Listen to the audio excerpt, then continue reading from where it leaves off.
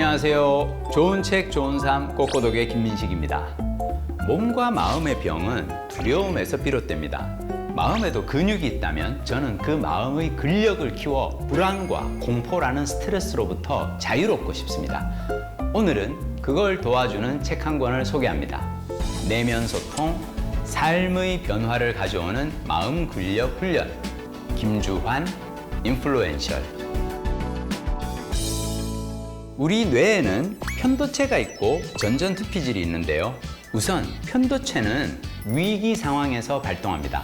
자, 원시인이 길을 가다 멧돼지를 만납니다. 자, 이때 필요한 것은 근육의 힘이죠. 자, 심박수를 올려서 근육세포에 더 많은 에너지와 산소를 공급하고요.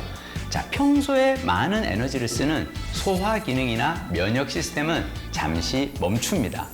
자, 일단 눈앞의 위기를 벗어나는 게 중요하니까요. 이것이 전형적인 스트레스 반응입니다. 위기 상황에 발동하는 게 편도체라면 전전투피질은 합리적이고 논리적으로 생각하는 능력을 담당합니다. 사람이 불안하거나 공포를 느끼면 전전투피질은 역할을 하지 않아요. 침착하고 차분하게 문제를 고민하는 전전투피질의 인지 기능은 평화로운 시기에나 필요하니까요. 불안과 공포를 느끼면 편도체가 활성화되는데요. 자, 문제는 이 상태가 장시간 지속하면 소화와 면역 기능에 장애가 생기고 건강을 해치게 됩니다. 스트레스가 몸에 나쁜 이유가 바로 여기에 있어요. 마음 근력 훈련이란 편도체를 안정화시키고 전전투피질을 활성화시키는 훈련입니다. 몸의 근육처럼 마음 근력도 체계적이고 반복적인 훈련을 하면 강해집니다. 마음 근력을 키우면 세 가지 좋은 일이 생깁니다. 첫째, 정신 건강에 큰 도움이 됩니다. 자, 불안과 통증의 고통으로부터 자유로워질 수 있으며 감정 조절력이 향상되어 마음이 늘 평온해집니다. 분노를 억누르거나 불안을 견디는 힘이 강해진다는 게 아니라 처음부터 분노와 두려움과 불안이 일어나지 않게 됩니다. 둘째, 신체적 건강에도 큰 도움이 됩니다. 면역력이 강화될 뿐 아니라 신체의 여러 기능이 향상되고 노화도 늦춰집니다. 근력 운동이 몸의 급속한 노화를 막아주듯이 마음 근력 훈련은 뇌의 노화를 막아줍니다. 셋째, 성취 역량과 수행 능력이 높아집니다. 뇌의 편도체를 안정화하고 전전투피질 중심의 신경망을 활성화함으로써 전반적인 인지 능력이 향상됩니다. 쉽게 말해 마음 근력이 향상되면 공부, 스포츠, 비즈니스, 연구, 창작 활동 등 무슨 일이든 더 잘할 수 있어요. 인간은 혼자서는 살 수 없습니다. 뇌는 타인과의 관계를 스스로의 몸만큼이나 중요시합니다.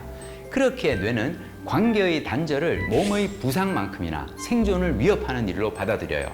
타인에게 거절당하거나 따돌림 당했을 때, 몸이 다쳤을 때만큼 고통스러운 것도 그런 이유입니다. 뇌과학자들은 인간관계에서 오는 괴로움이 신체적 고통과 마찬가지로 정말 아픈 것이라는 점을 증명했고요. 심지어 이 타이레놀 같은 진통제를 먹으면 이별의 고통이나 왕따로 인한 괴로움이 한층 완화된다고 합니다. 다른 사람과 좋은 관계를 맺는 데 있어 꼭 필요한 것은 용서입니다. 용서라고 하면 남을 용서하는 것이라 생각하는데요. 용서에 있어서 가장 중요한 것은 자기 용서입니다. 타인을 용서하지 못하는 사람은 대부분 자기 자신도 용서하지 못합니다. 타인에 대한 정보 처리와 자기 자신에 대한 정보 처리는 거의 같은 신경망에 의해서 처리됩니다. 그렇기에 타인에 대한 모든 부정적 감정은 결국 나 자신에게 투영되기 마련이죠.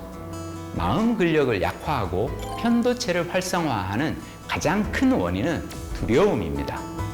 두려움에서 좌절감이 나오고 좌절감에서 분노가 싹틉니다. 사람들이 두려워하는 것은 크게 두 가지입니다. 하나는 행복의 조건이라고 굳게 믿는 것을 얻지 못하는 것에 대한 두려움이고, 다른 하나는 이미 가졌다고 생각하는 행복의 조건을 혹시라도 잃어버리면 어쩌나 하는 두려움입니다. 이러한 두려움을 근본적으로 없애기 위해서는 내가 얻고자 하는 성공이나 성취가 행복을 가져다 주지 않는다는 것을 깨닫고 집착에서 벗어나야 합니다.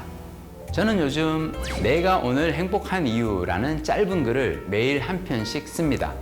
일상을 살다 감사한 일이 생기면 사진을 찍어둡니다. 전전두피질은 자기 자신과 타인에 대한 긍정적 정보를 처리할 때 가장 크게 활성화되는데요.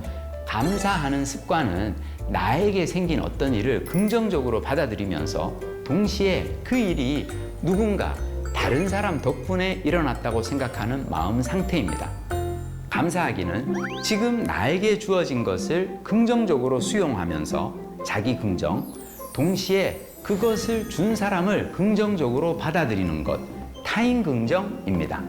이처럼 자기 긍정과 타인 긍정이 동시에 일어나기에 감사하기는 전전두피질 활성화를 위한 효과적인 훈련입니다. 감사일기를 쓰는 것은 스트레스를 완화하고 마음의 근력을 키워주는 참 좋은 습관입니다. 몸을 통해서 편도체를 안정화하는 방법 중에서 가장 효과적인 것은 호흡 조절입니다.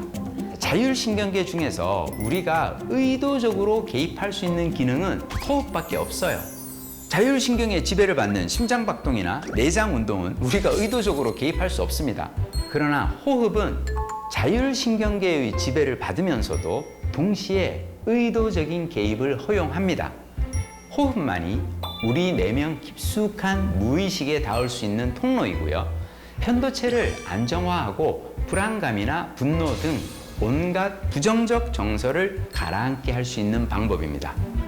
보통 호흡을 할 때는 사람마다 약간의 차이가 있지만 들숨의 길이와 날숨의 길이가 거의 비슷합니다. 그런데 날숨의 길이를 약간 더 길게 하면 심박수는 내려가고 심박 변이도는 올라가게 됩니다.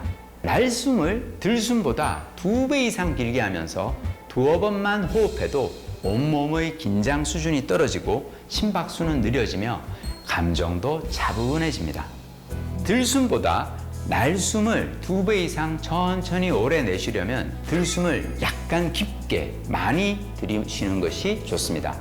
그런데 내쉬는 숨을 길게 한다고 해서 숨이 차고 힘이 들 정도로 너무 무리해서는 안 됩니다.